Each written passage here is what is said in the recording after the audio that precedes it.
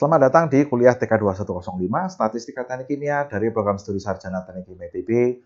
Dalam video segmen kali ini kita akan membahas beberapa contoh soal uji hipotesis untuk cuplikan tunggal. Mari kita mulai. Kasus pertama yang kita bahas adalah uji hipotesis untuk rata populasi dengan simpangan baku populasinya diketahui. Atau cuplikannya besar. Ini adalah dua situasi yang kurang lebih penanganannya sama, yaitu kita menggunakan statistik uji Z0. Soal cerita yang kita bahas kali ini adalah mengenai standar produk semen, ya. Jadi menurut SNI, Standar Nasional Indonesia, berat produk semen Portland Composite yang dikemas dalam kantong kertas atau dalam istilah sehari-hari dikenal sebagai sak semen, ya, ini adalah 20, 40, atau 50 kg per kantong. Dan SNI juga mengatur antara lain bahwa kekurangan berat tidak boleh melebihi 2% dari berat yang tertera pada kantong. Sebuah pabrik semen ini ingin memastikan bahwa rata-rata output dari pengantongan mereka untuk produk ukuran 40 kilo ini tidak kurang dari 39,2. Untuk itu diambil satu cuplikan produk yang terdiri dari 20 sak semen. Kemudian cuplikan tadi diukur, rata-rata beratnya diperoleh angka 38,9 kg per sak. Dan dari data historis pengoperasian pabrik didapatkan bahwa simpangan baku output pabrik, jadi di sini kita anggap kita mengetahui sigma berdasarkan pencatatan historis, yaitu 0,85 kg. Nah, kita diminta untuk membuktikan bahwa pada tingkat keberhasilan 5% bahwa pabrik tidak melanggar SNI tadi, ya. Pertama-tama kita menyusun terlebih dahulu klaim, ya. Kita tidak boleh meremehkan pentingnya menyusun klaim yang benar, karena kalau klaimnya tidak kita susun dengan benar, maka hipotesis nol dan hipotesis alternatifnya pun juga tidak akan tepat penyusunannya. Ujung-ujungnya adalah kesimpulan yang diambil juga tidak tepat. Klaim awal yang ingin dibuktikan bahwa rata-rata berat pengisian PCC ini adalah tidak kurang dari 39,2 kg per kantong. Nah, dalam bahasa matematik ini menjadi pernyataan demikian, ya. Mu lebih besar sama dengan 39,2. Nah, jika klaim ini salah, maka pernyataan yang menjadi benar adalah komplementernya, yaitu mu kurang dari 39,2. Oke, kemudian berikutnya dari dua pernyataan 1 dan 2, ini kita pilih. Pernyataan yang mengandung kesamaan kita pasang sebagai H0 dan yang mengandung ketidaksamaan sebagai H1. Ya, maka hipotesis untuk masalah ini adalah seperti demikian. Kemudian dari soal kita mendapatkan rata cuplikannya adalah 38,9 kg per sak dengan simpangan baku populasi. Jadi ini bukan simpangan baku sampel, tetapi simpangan baku populasi kita anggap diketahui, yaitu 0,85 kg. Dan ukuran sampelnya adalah 20. Oke, statistik uji Z0, rumusnya seperti demikian, gampang sekali, tinggal Anda masukkan saja angka-angkanya, ya. Rata-rata cuplikan, kemudian nilai acuan, ya, simpangan baku populasi, dan akar dari ukuran sampel. Diperoleh angkanya adalah minus 1,578. Berikutnya adalah kita mencari nilai kritik Z untuk alfa 5%, ya, tingkat keberhasilan 5%, dan ini adalah untuk uji satu sisi sebelah kiri, sesuai dengan tanda H1-nya. Z kritiknya adalah minus 1,645. Kalau digambarkan dalam diagram kurva distribusi Z, luas daerah yang diarsir ini adalah 5% sebelah kiri. Ini menggambarkan probabilitas atau menggambarkan letak dari daerah penolakan untuk masalah uji kita ini. Alfanya 5% di sebelah kiri, maka Z kritiknya adalah minus 1,645. Jadi sebelah kiri ini adalah daerah penolakan. Mungkin Anda bisa memikirkan juga bukan sebelah kiri, sebelah kanan, karena kadang-kadang agak membingungkan, tetapi luar dan dalam. Sebelah luar adalah daerah penolakan H0, dan sebelah dalam adalah daerah non-penolakan H0.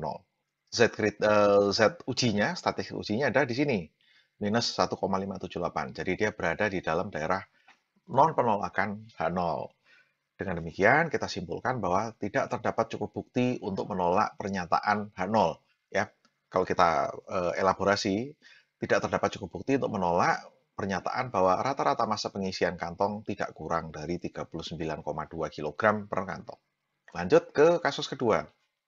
Ini adalah uji hipotesis rata populasi dengan simpangan baku populasinya tidak diketahui dan cuplikannya kecil.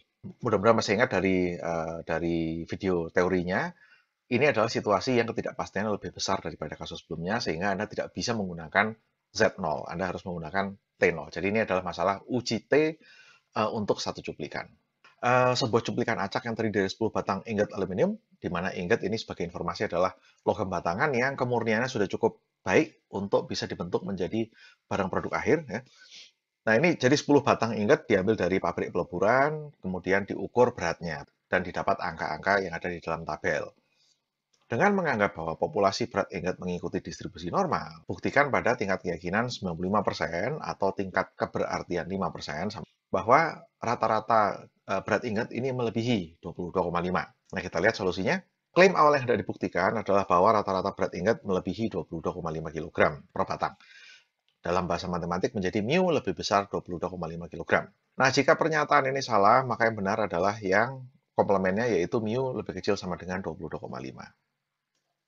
Pilih pernyataan yang mengandung kesamaan sebagai H0 yang mengandung ketaksamaan sebagai H1, maka kita dapat H0 dan H1-nya adalah demikian.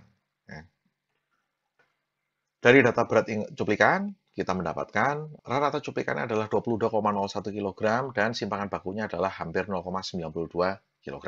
Ini semuanya adalah data cuplikan. Oke, kemudian kita gunakan statistik uji T0, Anda masukkan angka-angkanya, dan kita dapatkan angka minus 1,685. Cari nilai kritik untuk T dengan alfa sama dengan 5%, satu sisi sebelah kanan, sesuai dengan bentuk H1. Dan derajat kebebasannya adalah ukuran sampel dikurangi 1, yaitu sama dengan 9. Kita dapatkan T kritiknya adalah 1,833. Nah, ini kalau digambarkan situasinya seperti ada di bawah, di sebelah pojok kanan bawah ini. Ya. Ini adalah kurva distribusi T untuk derajat kebebasan 9. Kemudian statistik ujinya letaknya ada di sini ya. Maaf, ini statistik kritik, maaf. 1,833. Dan statistik ujinya terletak di sini. Nah, kalau Anda perhatikan, ini daerah penolakannya adalah perbatasannya di sini. Jadi di sebelah luar atau sebelah kanannya adalah daerah penolakan H0, dan di sebelah kiri adalah daerah non penolakan H0. Anda lihat ini situasi mungkin kelihatan agak aneh gambarnya ya. Jadi statistik ujinya letaknya sangat-sangat jauh sekali di dalam daerah non penolakan H0. Mengapa terjadi demikian? Anda bisa perhatikan, oke, kita simpulkan dulu sebelumnya, maaf. Statistik uji T0 berada dalam daerah non penolakan sehingga tidak terdapat cukup bukti untuk mendukung pernyataan bahwa rata-rata berat ingot melebihi 22,5. Jadi tidak terdapat cukup bukti untuk menolak H0 pada dasarnya secara generik begitu. Nah, kita lihat sekarang dua angka ini ya, dan ini ada hubungannya dengan situasi yang agak aneh di kurva distribusi ini. Mu nolnya, jadi nilai referensinya adalah 22,5 kg. Ini sebagai kriteria penolakan H0. Oke, kemudian rata-rata cuplikannya adalah 22,01. Jadi kalau Anda lihat, rata-rata cuplikannya saja sudah lebih kecil daripada kriteria mu 0. Tetapi yang ingin dibuktikan malahan apakah angka ini, ya rata cuplikan, itu lebih besar daripada nilai acuan. Ini yang membuat kemudian nilai T-nya bernilai negatif sehingga statistik ujinya terlempar sangat jauh ke dalam daerah non penolakan H0. Nampaknya memang dari awal klaim yang ingin dibuktikan mungkin sedikit kurang rasional. Nah, untuk itu Anda bisa coba bagaimana sekarang jika yang ingin dibuktikan adalah bahwa rata tidak lebih dari 22,5 kg. Jadi bukan ini ya, bukan klaim awal bahwa ingot ratanya melebihi 22,5, tetapi justru tidak lebih ya. Silakan Anda coba kerjakan ini sebagai latihan dan bandingkan bagaimana letak posisi relatif antara T0 dengan T kritik di dalam kurva distribusi T-nya. Next, kasus terakhir, uji hipotesis varians ya. Di sini kita lanjutkan kasus nomor 1. Pabrik semen mencurigai telah terjadi fluktuasi berat pengantongan yang melebihi simpangan baku historis 0,85 tadi.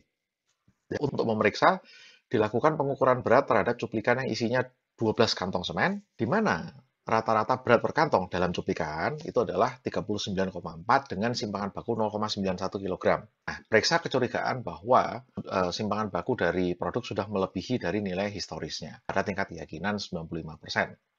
Nah, jadi klaim yang ingin dibuktikan adalah bahwa sigma lebih besar dari 0,85. Ubah ke varians menjadi angkanya demikian ya, 0,722 kg kuadrat.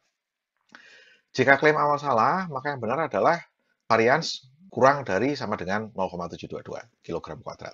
Seperti biasa, kita lihat bahwa pernyataan nomor 1 mengandung ketaksamaan dan pernyataan nomor 2 mengandung kesamaan. Maka yang nomor 1 menjadi H1, yang pernyataan kedua menjadi H0. Dan dari cuplikan kita mendapatkan simpangan bakunya adalah 0,91 S, ya. Kemudian N-nya sama dengan 12. Statistik ujinya kita menggunakan chi-square ya, dengan rumus demikian. Sangat simpel, kemudian Anda mendapatkan angka 12,62. Dan seperti biasa ini kita bandingkan dengan nilai kritik. Ya. Nilai kritik chi-square untuk probabilitas 0,05 dan derajat kebebasan 11, ini probabilitasnya untuk satu sisi sebelah kanan ya, sesuai dengan H1-nya. Nilai kritiknya adalah 19,67. Nah, bagaimana posisi relatif antara statistik uji dengan nilai kritik kalau kita gambar dalam distribusi chi-square? Seperti demikian. Jadi, ini adalah nilai kritiknya ya, dan daerah yang diarsir ini luasnya adalah 5%, satu sisi sebelah kanan sesuai dengan H1 ya. Kemudian statistik ujinya letaknya di sini 12,62. Jadi Anda bisa melihat dengan jelas bahwa statistik uji berada di dalam daerah non penolakan H0. Jadi kita simpulkan tidak terdapat cukup bukti untuk menolak H0.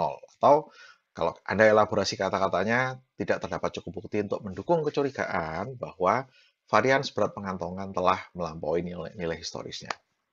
Oke, jadi ini adalah tutorial kita kali ini dan sampai jumpa di video segmen berikutnya. Terima kasih atas perhatian Anda.